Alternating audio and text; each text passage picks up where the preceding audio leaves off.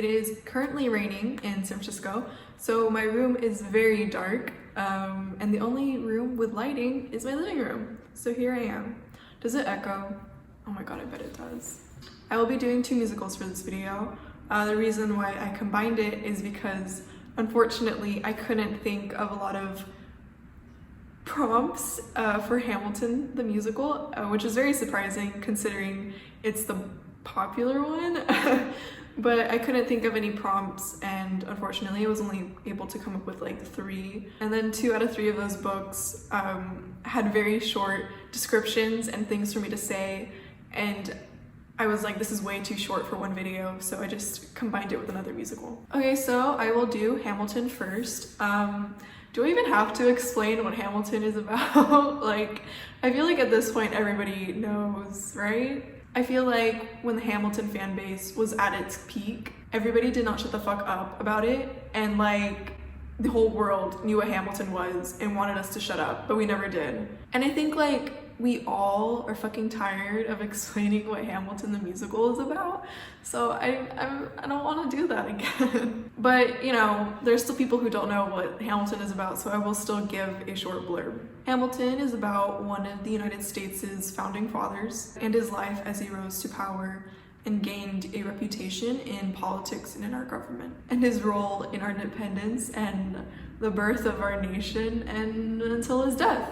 So typically the first book is one that matches the poster for the musical. Hamilton is gold, and I couldn't think of a book with like a gold cover other than the Song of Achilles and A Game of Thrones, but I didn't want to choose those books, so I opted for an alternative book cover theme, and it's silhouettes. Baker Thief. So this is a book that I have not read, and that is why the description is very short, sorry. So think a baker who is a thief at night and the detective who is chasing her. What interests me about this book is is the enemies to lovers trope, particularly the thieves and like detective romance trope. It's a very common romance trope, but the thing is that there is no romance in this book. This graphic novel says fuck you to romance tropes and makes it a non-romantic relationship with aromantic characters. This graphic novel is written by an aromantic, asexual person, so it is on Voices, and I am super excited to read this book that's not about romance.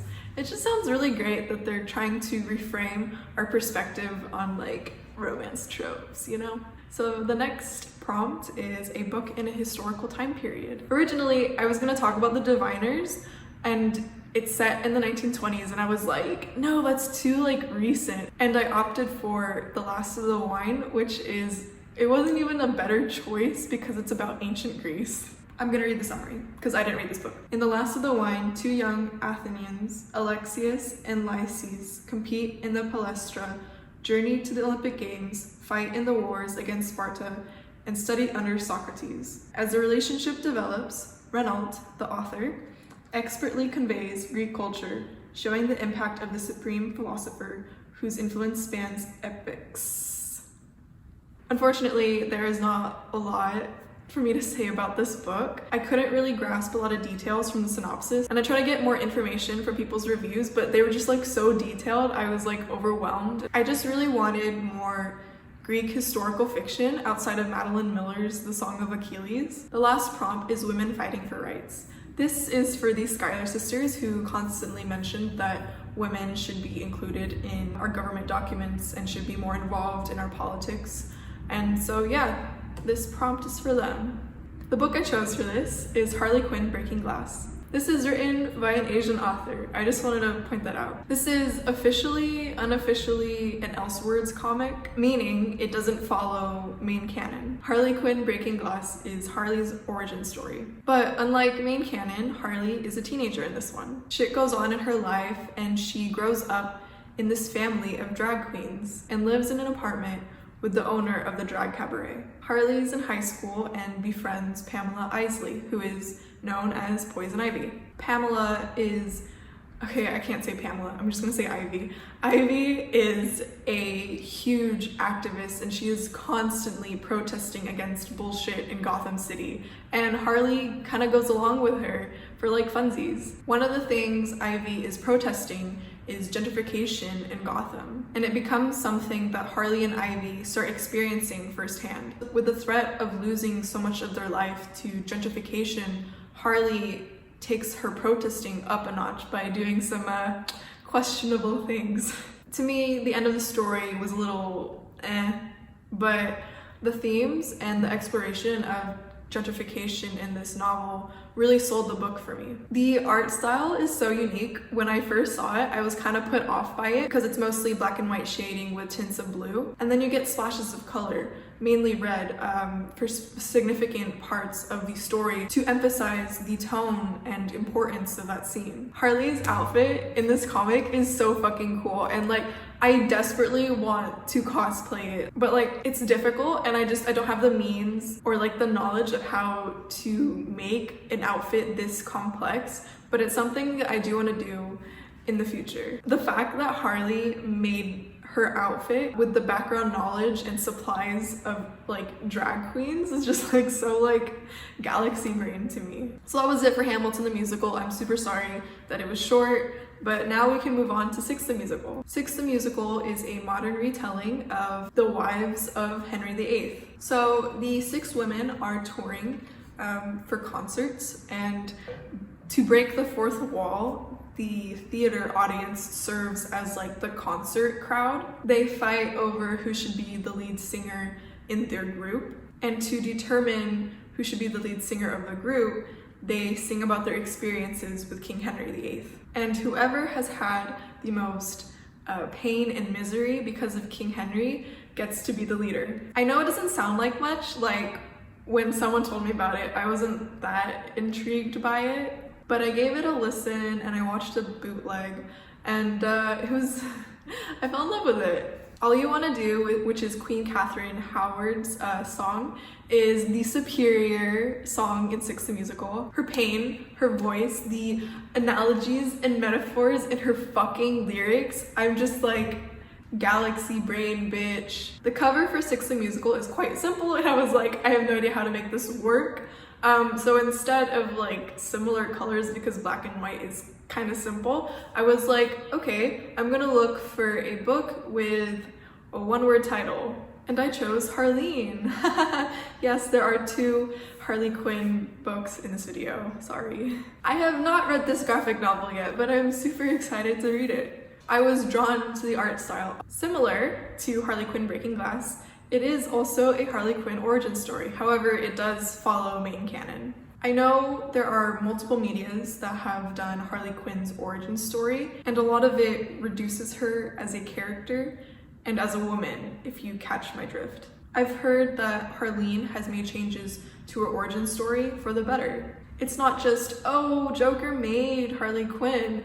It heavily focuses on Harley as an individual and her career as a psychologist. Yes, I know that Joker plays a role in Harley's origin story, but oftentimes it's written as if that's the only thing worth mentioning, as if this is Joker's story and not Harley's story. There is more to Harley Quinzel before she became Harley Quinn, and I've heard that Harleen has really delivered on that particular aspect. And so I'm really excited to read a Harley-focused Harley origin story. And because of that, I think Harleen is an appropriate choice for Six the Musical, because one of the themes in the musical is that these 6 women are famous solely because they are the dead wives to King Henry VIII. They don't have their own narrative in history books, and everything they've ever done in their life is swept under the rug. The next prompt is misunderstood characters. Eleanor Oliphant is completely fine. Eleanor struggles with appropriate social skills and has no filter whatsoever. She doesn't understand social norms and other people's behaviors. I also want to point this out because I think it's really important to consider when reading this book. Eleanor is confirmed by the author that she is not on the autism spectrum. Eleanor's behavior falls under the issue of nature versus nurture, and in this particular case, it's nurture. I don't know how else to describe how she acts, but it's similar to Holden Caulfield's shitty behavior in The Catcher in the Rye. And I know it doesn't really sound that appealing, like why do you want to read a narrative about a shitty character? But listen, when I read this, I fucking hated Eleanor. I was so irritated with her and I couldn't tolerate her. She's so goddamn hypocritical. I was like, shut the fuck up, like constantly. I was just so frustrated with her. But this story is just about Eleanor facing her fears and her trauma and developing a friendship with a coworker and just like her character development. This is one of my favorite medias with character development. And this is one of my favorite depictions of a therapist in fiction. I swear to God, people will be writing therapists wrong. Like y'all never get therapy right, but this book did. And I'm like, okay, listen, therapists are supportive. And sometimes people write them like as like dickheads and not supportive, and it's supposed to be like a cool, edgy therapist. And I'm like, the fuck are you doing? I mean, okay, don't get me wrong, people are like that, but anyway, back to the point. The dialogue between Eleanor and the therapist is just like, it's so, oh my God, it's so accurate. And as someone who wants to be a social worker,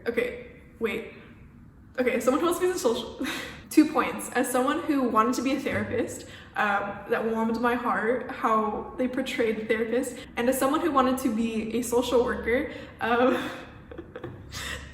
Eleanor's social worker in this book, I'm mad at them. I forgot their pronouns, but I'm mad at them. But also, I get it. It's sad reality. Social workers just get a lot of clients, and sometimes they neglect some clients, which is not an excuse, but it happens, and it's very sad. But I'm still very mad at the social worker. This book is so funny because like the synopsis makes it look like it is a romantic story. It looks like this man, Raymond, who is the coworker that she befriends, came into Eleanor's life and saved her. And in Six the Musical, these 6 women are pissed the fuck off because they are only relevant to history because of a fucking man. And both of these medias are like, fuck that. Fuck requiring women's stories and experiences needing to be validated and significant with the presence of a cis man. In Eleanor Oliphant's summary, the writer makes it seem like it's about romance, but it never follows that fucking a woman needs a man to gain character development kind of bullshit, and it doesn't follow the romantic trope that she is only healed by a man helping her. Like, it never follows that fucking trope. Raymond is just a friend. Oh my God, Raymond is a friend, and yes, he does help her, but Eleanor, she does it on her own. Good for her. Also how Raymond delicately handles touchy subjects when talking to Eleanor. Oh my God, it's just this must be written by someone who really paid fucking attention to sociology classes, because like they understand communication and they understand how therapy works. So I'm just like, thank you. I'm still not done talking about Eleanor. I'm super sorry. I highly recommend listening to the audiobook. I have never had an audiobook experience like this one. Actually, I lied.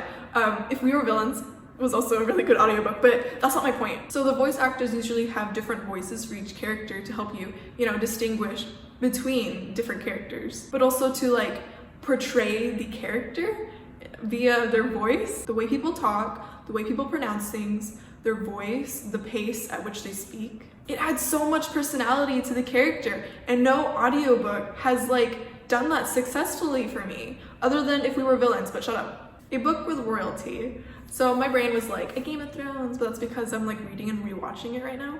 So, but I'm not gonna say that because fucking Game of Thrones. Descendant of the Crane. This is a Chinese-inspired fantasy written by an Asian author.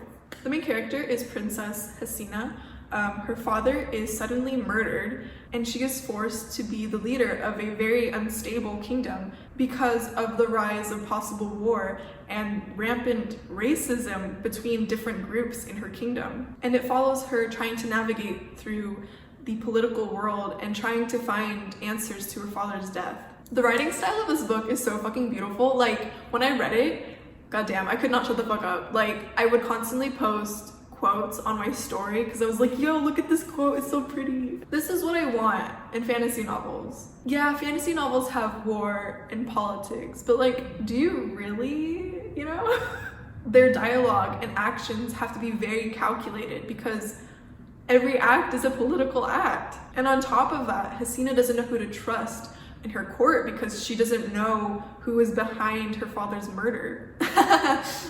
So this is YA. So while I praise Descendant of the Crane for achieving this, I mean, I'm praising them for achieving this in YA because most certainly a lot of adult fiction already does this. But I think it's great that, you know, this is a young adult novel and like someone has finally put that kind of like aspect into their young adult fantasy. And I don't know, like I hope it sparks more young adult fantasy authors to consider more politics into their novel. But also I wish that this was adult fantasy originally.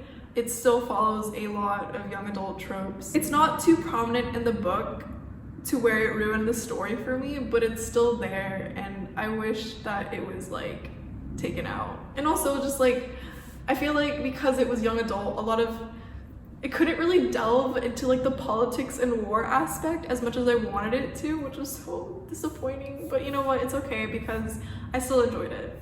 Okay, last book, 6 characters. For this, I have chosen Shoot Around. It is a webtoon comic that you can read for free on the app called Webtoons, or go on the website, but Webtoons, it's free. Yeah. It's a story about a high school girls basketball team and their coach. The coach makes 7 characters. God, I can't count. The coach makes 7 characters, but there's 6 high school basketball players. They are in basketball practice when the zombie apocalypse happens. The story is less about zombies and survival, like The Walking Dead. It's not just about them beating up zombies and trying to find like supplies to survive. It also focuses on the characters and their relationships with each other and how that develops, and also the development of romantic relationships. So this book is very queer. There's a lot of representation and I'm just gonna read it really quick. There's a Japanese character, a queer Mexican fat character, a Vietnamese and trans character, a black and poly lesbian, and yes, she does get into a poly relationship, a Finnish and queer character, and yes, she also gets into a relationship, and a black character. And that's just the main characters. There's so many people who are queer in this book. I didn't label some of the main characters as queer because I wasn't sure. It's been a really long time since I've read it. But like overall, Shoot Around is very queer and I wouldn't be surprised if all 6 of them were queer. Shoot Around is laugh out loud hilarious. Like I was rolling in bed with joy and happiness and I was like, oh my god, I love this comic. Shoot Around is just like a fun little read, you know? And just read it when you're feeling for something that'll make you happy and just warm inside, and you finish it in a day. It's quite short. Yeah, that's the end of this video. Thank you for watching. Okay, bye.